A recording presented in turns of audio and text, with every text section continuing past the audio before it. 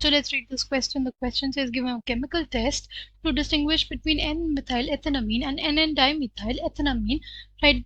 Second है हमारे पास write a reaction for catalytic reduction of nitrobenzene followed by reaction of products formed with bromine water. Third, out of butane 1 all and butanamine which will be more soluble in water.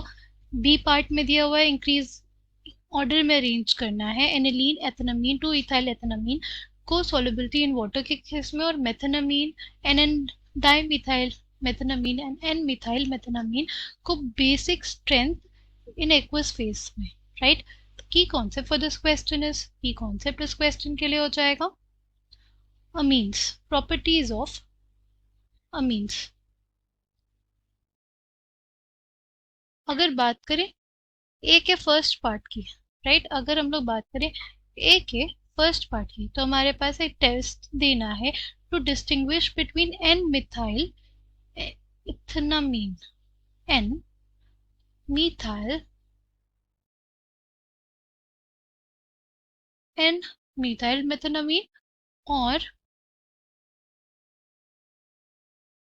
N dimethyl एथेनामीन. Right.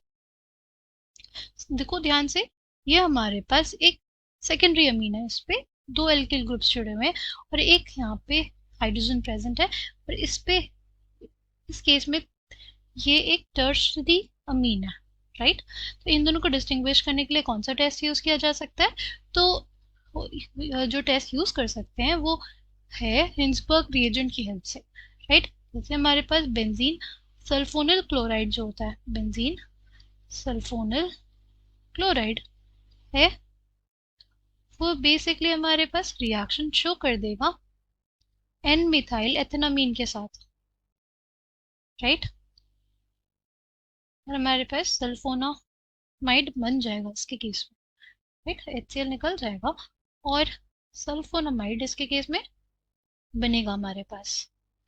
ठीक है.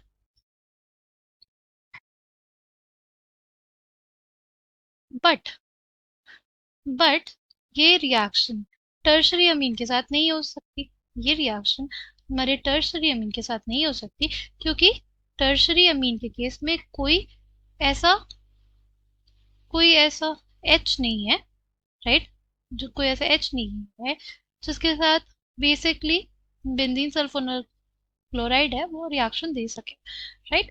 तो chemical test कौन सा हो जाएगा reaction with Hinsberg reagent. First कौन सा हो जाएगा रिएक्शन विद हिंसबर्ग्स रिएजेंट. तो हम इजीली आइडेंटिफाई कर पाएंगे कि हमारे सेकेंडरी अमीन है या टर्शियरी अमीन है. ठीक. फिर हमें बोला है कि right the reaction for catalytic reduction of nitrobenzene followed by reaction of products formed with bromine water. पहले हमें क्या दिखाना है catalytic reduction of nitrobenzene. Nitrobenzene है कैटालिटिक रिडक्शन होगा. राइट.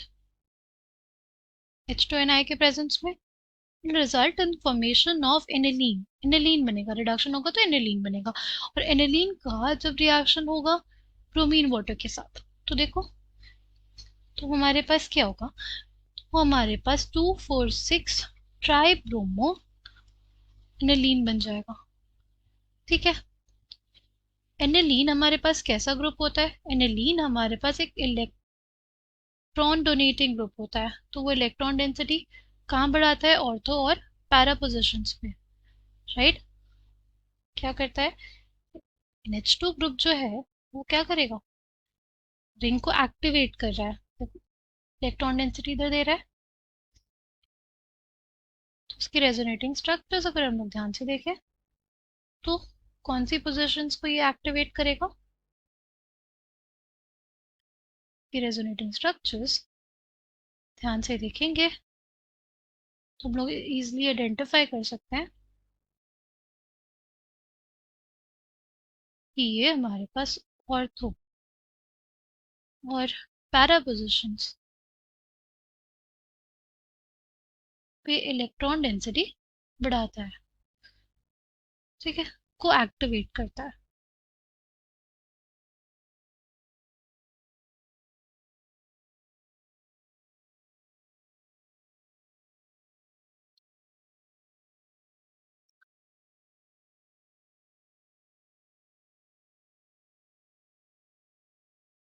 कि हमारे पास कौन कौन सी पोजीशन,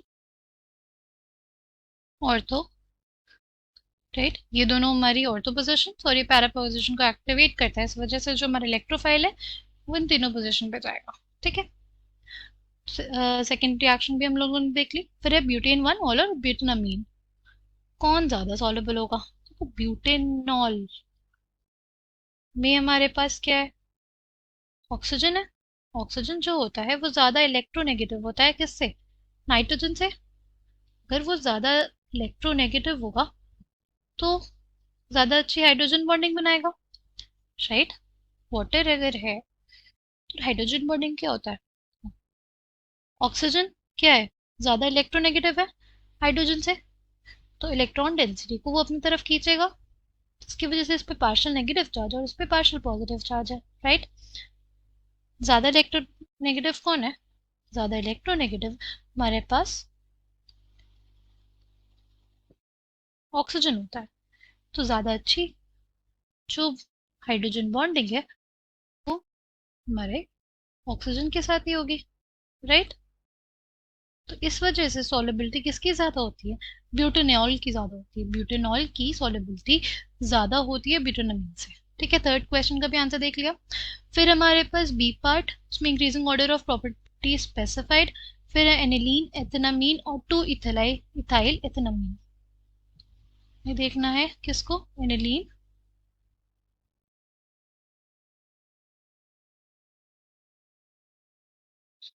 एथेनामीन और एन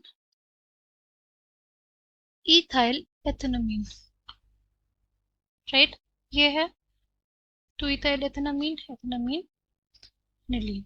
ठीक है, अगर बात करें इसमें सॉलिबिलिटी की, तो सॉलिबिलिटी उसके केस में ज्यादा होगी जिसमें हमारे पास हाइड्रोजन बॉन्डिंग ज्यादा होगी। एनिलीन के केस में, राइट, ये जो हाइड्रोकार्बन मोइटी है वो बहुत बड़ी है, राइट। ये हाइड्रोफोबिक इन नेचर है, इस वजह से एनिलीन जो है वो लीस्ट सॉलेबल होता है। एनिलीन हमारे पास लीस्ट सॉलेबल हो जाएगा। ठीक है, अगर बात करें इथेनामीन की, एक प्राइमरी अमीन है, और अगर बात करें एन इथाइल एथेनामीन की, वो एक सेकेंडरी अमीन है। अगर हमारे पास सेकेंडरी अमीन होगा तो नंबर ऑफ हाइड्रोजन बॉन्ड्स जो बनेंगे उसके केस में वो कम बनेंगे, राइट। हाइड्रोजन बॉन्ड्स इसके केस में जो बन पाएंगे वो कंपैरेटिवली कम होंगे, राइट। इस वजह से इसकी जो सॉलिबिलिटी रहेगी वो कम रहेगी, राइट। इसके केस में जो नंबर ऑफ हाइड्रोजन बॉन्ड्स बनेंगे वो ज्यादा बन रहा है, राइट। इस वजह से सबसे ज्यादा सॉलिबिलिटी किसकी रहेगी? एथेनामीन की। फिर हमारे पास एन इथाइल एथेनामीन की, और एनिलीन लीस्ट सॉल्युबल होगा क्योंकि इसमें एक हाइड्रोफोबिक बेंजीन मोइटी प्रेजेंट है। ठीक है, तो अरेंज करना है इंक्रीजिंग ऑर्डर में अगर हम लोग अरेंज करने जाएंगे तो सबसे कम सॉल्युबिलिटी एनिलीन की है, राइट। फिर हमारे पास हो जाएगा एन इथाइल एथेनामीन, और फिर हमारे पास हो जाएगा एथेनामीन। ठीक है, नेक्स्ट क्वेश्चन देखते हैं। नेक्स्ट क्वेश्चन है methanamine and n dimethyl methanamine and n methyl methanamine, इन सब की हमें बेसिक स्ट्रेंथ देखनी है किसमें? एक्वस फेज में, राइट। तो ये हमारे पास बेसिसिटी ऑफ अमीन्स का टॉपिक है, और बेसिसिटी ऑफ अमीन्स की अगर बात करते हैं हम, तो किस बेसिस पे देखते हैं? बेसिसिटी, बेसिक स्ट्रेंथ अमीन की डिपेंड करती है कि कितना रेडिली वो अपने जो जो उसके लोन पेयर ऑफ इलेक्ट्रॉन्स है वो कितना रेडिली दे सकता है, राइट। कितने रेडिली अपने लोन पेयर ऑफ इलेक्ट्रॉन्स को अमीन देगा वो उतना ज्यादा अच्छा क्या होगा? बेस कहलाएगा। ठीक है, अगर बात करें एक्वस सॉल्यूशन में तो क्या होता है? तो देखो, हमारे पास जैसे है एक प्राइमरी अमीन जैसे हमें दिया है ना, मेथेनामीन,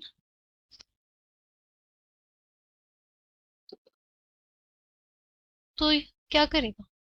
इसके पास है lone pair of electrons, H+ को देगा, क्योंकि एक्वस फेज में बात कर रहे हैं। वाटर जो है वो हमारे पास डिसोसिएट करेगा, किस में? वाटर डिसोसिएट करेगा H+ और OH- में। H+ को ये abstract कर लेगा, ठीक है। अब वाटर है आसपास, देखो जो हमारे पास मेथानमीन है वो ज्यादा क्या बना लेगा? हाइड्रोजन बॉन्ड्स बनाएगा। ज्यादा क्या हाइड्रोजन बॉन्डिंग किसके केस में सबसे ज्यादा अच्छी हो रही है? वो हमारे पास मेथानमीन के केस में सबसे अच्छी हो रही है। कॉन्जुगेट बेस है, वो 3 हाइड्रोजन बॉन्ड्स बना रहा है, राइट। अगर एन एन डाई मिथाइल मेथानमीन की बात करें और एन मिथाइल मेथानमीन की बात करें तो क्या हो जाएगा? तो हमारे पास जो नंबर ऑफ हाइड्रोजन बॉन्ड्स हमें देखने को मिलेंगे वो कंपैरेटिवली कम हो गए। नंबर ऑफ हाइड्रोजन बॉन्ड्स हमें जो देखने को मिलेंगे वो क्या हो जाएंगे? वो कंपैरेटिवली कम हो जाएंगे। बट इसके केस में देखो सिर्फ 2 हाइड्रोजन बॉन्ड्स हमें देखने को मिलेंगे, ठीक है। और अगर एन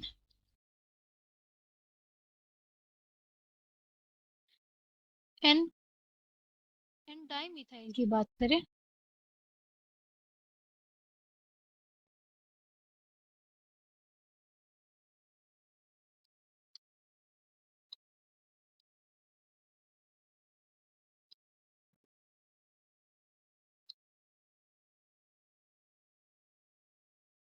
इसके केस में सिर्फ एक हाइड्रोजन बॉन्ड देखने को मिलेगा, ठीक है।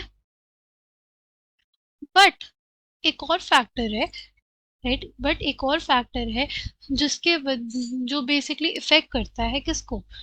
हमारे बेसिक स्ट्रेंथ को। सी, यहाँ पे हमारे पास क्या है? 3, इसमें क्या जुड़े हुए हैं? इस पे 3 ऐसे ग्रुप्स जुड़े हुए हैं जो इलेक्ट्रॉन डेंसिटी बढ़ाते हैं, यानी प्लस आई इफेक्ट लगाने वाले ग्रुप्स जुड़े हुए हैं। इस पे 2 प्लस आई इफेक्ट वाले ग्रुप जुड़े हैं और इस पे 1 प्लस आई इफेक्ट देने वाला ग्रुप जुड़ा हुआ है। हमारे पास जो कॉन्जुगेट एसिड फॉर्म हुआ है वो सबसे ज्यादा स्टेबलाइज किसके केस में होगा? इस केस में होगा, क्योंकि यहाँ पे 3 क्या है?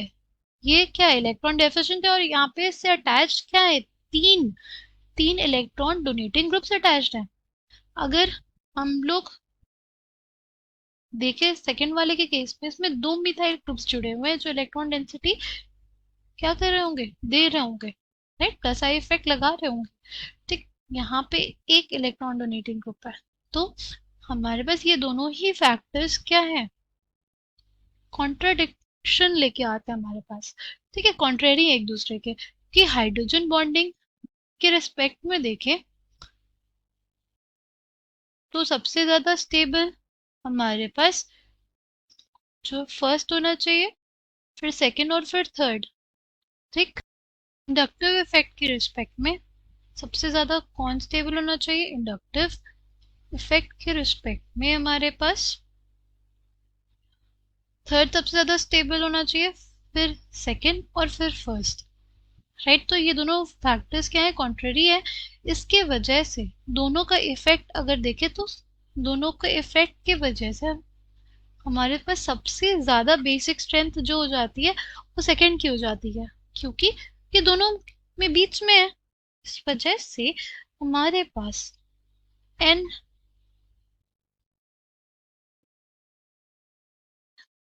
एन मिथाइल मेथेनमीन जो है वो ज्यादा क्या होता है? बेसिक होता है, ठीक। फिर हमारे पास CH3NH2 आता है, मेथेनमीन आता है, और फिर जाके हमारे पास एन डाई मिथाइल मेथेनमीन आता है, ठीक है। आई होप आपको ये बात समझ में आई हो। और ये ऑर्डर किस में है?